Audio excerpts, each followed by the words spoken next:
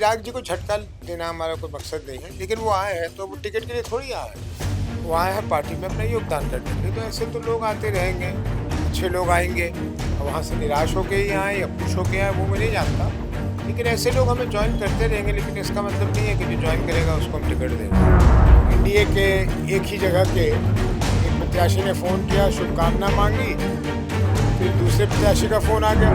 यही तो राजनीति जो है, यही तो गड़बड़ हो गई है। लोग ये सोच रहे हैं कि उम्मीदवार ही जीत जाता है। मैं तो अपना उदाहरण दे सकता हूँ, सिर्फ लिस्ट में ही लोगों की निगाह नहीं है, पूरी बिहार की निगाह जनसुराज की तरफ ही है। नमस्कार, हमारा नाम है समरीन और आपने देखना शुरू कर दिया है लाइव सिटीज। देखिए, आप बखूबी जानते हैं कि बिहार चुनावी रंग में रंग चुका है और आप लगातार देख रहे हैं कि किस तरह से एनडीए और महागठबंधन ने अब तक सीट शेयरिंग का फॉर्मूला तय नहीं किया है, यानी कि माथा पच्ची चल रही है वहां पर। वहीं दूसरी तरफ आपने ये भी देखा है कि जनसुराज ने अपने प्रत्याशियों की पहली सूची जारी कर दी है, लेकिन अब सबकी निगाहें जनसुराज के दूसरे लिस्ट पर टिकी हुई हैं। सब जानना चाह रहे हैं कि आखिर दूसरी लिस्ट में कौन से बड़े बड़े नाम होंगे। तो सब कुछ हम आपको तफसील के साथ इस वीडियो में बताएंगे। तो एक बार फिर से इस मुद्दे पर सीधी बातचीत करने के लिए हमारे साथ उदय सिंह जी हैं। सबसे पहले बहुत शुक्रिया बातचीत के लिए। बहुत धन्यवाद सिमरन, बताइए। सबसे पहले तो हम आपसे पर हैं, तो कब जारी होने जा रही है जनसुराज की दूसरी लिस्ट? सिर्फ लिस्ट पे ही लोगों की निगाह नहीं है, पूरी बिहार की निगाह जनसुराज की तरफ ही है। क्योंकि हम लिस्ट ही पहले जारी नहीं करते हैं, हम उम्मीदवार भी ऐसे देते हैं जो जनता के दिल दिमाग में प्रवेश करें। और स्वाभाविक है कि पहली लिस्ट में भी कुछ लोगों को मायूसी हुई होगी, कुछ नाराज़गी भी हुआ होगा, लेकिन मोटे तौर पे जो हम लोगों ने फैसला किया वो सबको क्षेत्र में मान्य है। और हम लोग प्रतीक्षा भी कर रहे थे कि हमने जो ये चयन किया वो चयन ठीक है या नहीं, क्योंकि देखिए जब अनाउंसमेंट होती है तो कुछ समय लग जाता है रिएक्शन लेने में, क्योंकि जहां अनाउंसमेंट आप कर रहे हैं दो ही तरह के लोग आपको मिल सकते हैं, या जिसको टिकट मिला है उसके समर्थक, या किसी और के लिए वो आए हो तो उसके उस समय के लिए तत्कालिक रूप से एक विरोधी। तो उस समय की जो रिएक्शन होती है वो बहुत हम लोगों को समझ में नहीं आता कि क्षेत्र वालों ने कैसे रिसीव किया।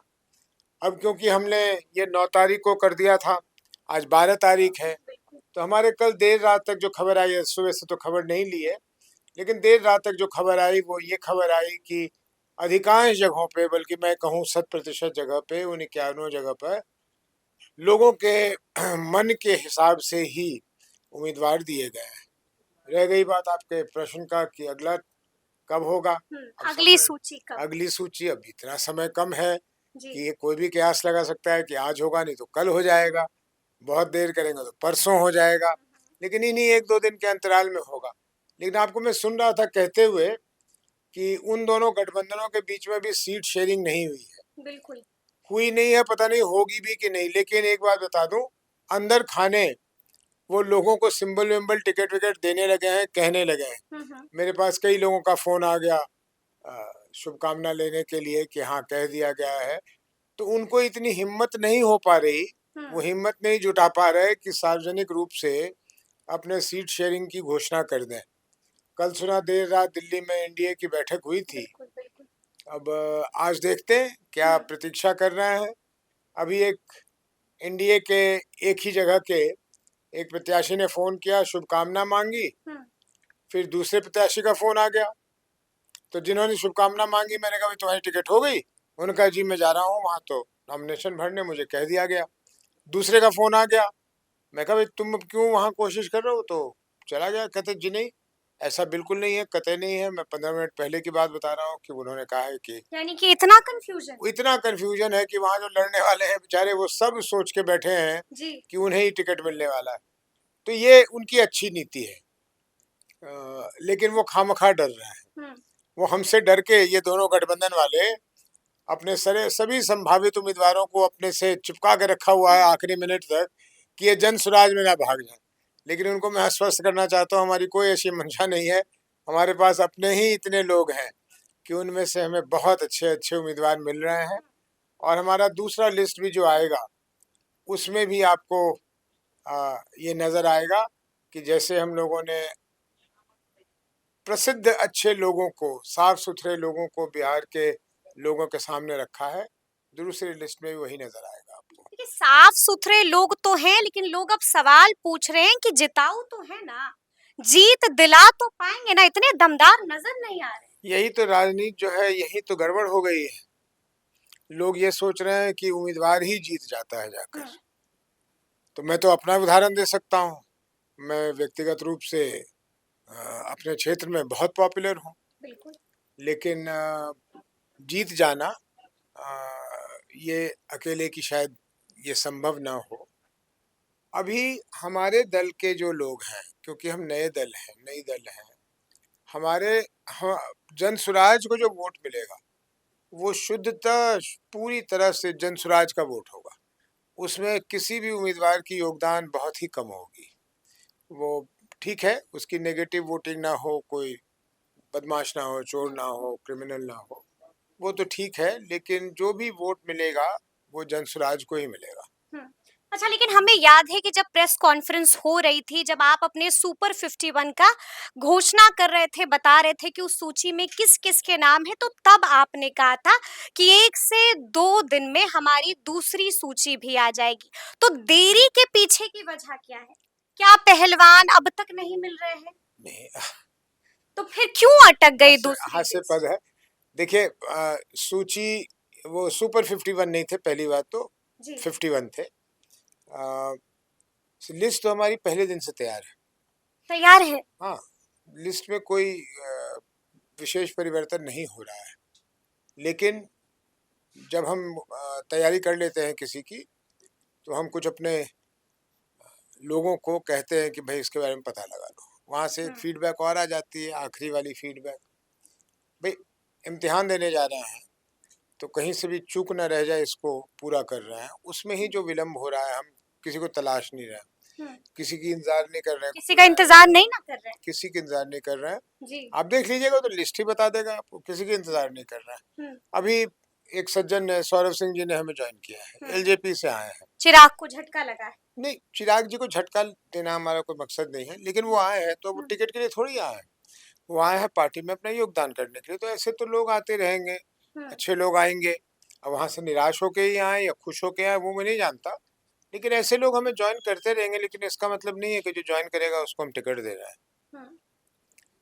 और कोई प्रश्न? अच्छा, हम लगातार सुन रहे हैं कि लगातार आप चिराग पासवान को भी ऑफ़र दे रहे हैं। हाँ, हाँ, दे रहा हूँ और बड़ा तो सीरियसली क्या दे रहा हूँ। अंदर खाने में कोई बात नहीं, नहीं, विचार है? अगर अंदर खाने होते तो फिर बोलता थोड़ी मैं सार्वजनिक रूप से। हुँ, देखिए, चिराग जी हमेशा बिहार को बदलने की बात करें, उनकी बहुत सारी बातों में वो झलकता है कि जो जनसुराज हम लोग करने वाले हैं, हुँ। वैसी-वैसी कुछ-कुछ बातें वो करते हैं। तो नाराज़ भी चल रहे हैं अभी तो। खैर वो मैं उन नाराज़गी का तो इधर से दरवाज़ा ना खुला ना हुआ है। ना नुकसान ना फ़ायदा हमें कोई नहीं उसमें करना है। जी। लेकिन उनको इसलिए कहते हैं कि सभी एक सोच के लोग, हुँ, जो बिहार में कुछ बदलते देखना चाहते हैं, उसके लिए काम करना चाहते हैं, वो लोग अगर एकत्रित एक मंच पे आ जाएँ तो अच्छा होगा। हुँ, तो इसीलिए उनको कहता हूँ कि वो जब उनका मन बने तो अपनी पार्टी का विलय कर लें हुँ। आकर और यहाँ देखिए, रहे। उनके एक प्रवक्ता हैं धीरेन्द्र मुन्ना और उन्होंने साफ-साफ कहा है कि हमारे विचारों का विलय तो न जाने कब से हो गया है। तो क्या इसी विलय का ज़िक्र तो आप लोग नहीं कर रहे हैं ना? तो विचारों का विलय हो गया तो औपचारिक रूप से तो वो अलग लड़ रहे हैं, हम अलग लड़ रहे हैं जी। और एक दूसरे के आमने-सामने लड़ेंगे। तो हुँ, बिहार में अगर वो भी उसी बदलाव को चाहते हैं जैसे जनसुराज चाहती है, तो वोट में बिखराव होगा। आ जाएँ हमारे साथ, विलय कर लें, एक साथ लड़ते हैं। कह रहे हैं विचारों का तो कर लिया विलय। तो विचारों से थोड़ी होगा भई, जहाँ एलजेपी लड़ेगी, जी। वहाँ हम भी तो लड़ रहे होंगे। हुँ। तो एक ही विचारधारा के लोग उधर भी बटेंगे, इधर भी बटेंगे। विलय कर लें आके, साथ लड़ेंगे, क्या विलय दिक्कत? कर लें, साथ लड़ेंगे। बिल्कुल, मिलकर बिहार को बदलेंगे। बिल्कुल। अब आरसीपी सिंह जी ने जो अपने आशा पार्टी का कर लिया, हुँ, तो आपको तो कहीं लिस्ट में ये भी पता लगाना मुश्किल होगा कि कौन से लोग उसमें से आरसीपी जी के हैं, हुँ, कौन से लोग हमारे हैं। जब वो विलय हो गया, दिल, दिमाग, शरीर सबसे, हुँ। तो फिर एक ही साथ लड़ रहे हैं, तो चिराग जी आना चाहें तो हम्म, मैंने ये बात की जिक्र प्रशांत जी से नहीं की है, लेकिन मुझे नहीं लगता कि उन्हें कोई कठिनाई होगी, जी। क्योंकि हमने दरवाजा खुला रखा है दरवाजा खुला रखा है चिराग पासवान के लिए, विलय के लिए, कि विलय इसको के लिए। कंफ्यूजन ना हो जाए, जी कोई जी। गठबंधन की बात नहीं हो हाँ हाँ, रही, विलय की बात जरूर, अवश्य। अवश्य है, लेकिन हम आपसे ये भी और जानना आपको चाहेंगे। बताता हूँ कि चुनाव के बाद एक और बात बता दूं, चुनाव के बाद बहुत सारे अच्छे लोग हम्म, जो आज महागठबंधन में हैं और एनडीए में है, और एनडीए में खास करके जेडीयू में है, ऐसे लोग हमारे पास आएंगे।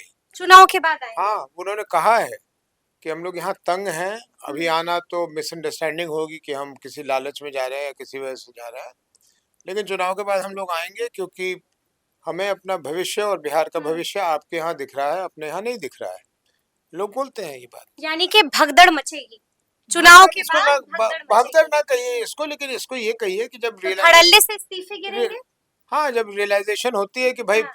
देखिए, जो राजनीति में सिर्फ अपने स्वार्थ के लिए नहीं है, बिहार के लिए है, हम्म, उसको तो हमेशा वो जगह की तलाश होगी ही जहां बिहार के बदलने की संभावना सबसे ज्यादा हो। हम्म, तो उनको दिख रहा है, सबको दिख रहा है, ये झूठ बोल रहे हैं कि इन्हें नहीं दिख रहा, सबको दिख रहा है। हम्म। अब कुछ में हिम्मत होगी कि वो कर लेंगे, लीप ऑफ फेथ जिसको हम लोग कहते हैं।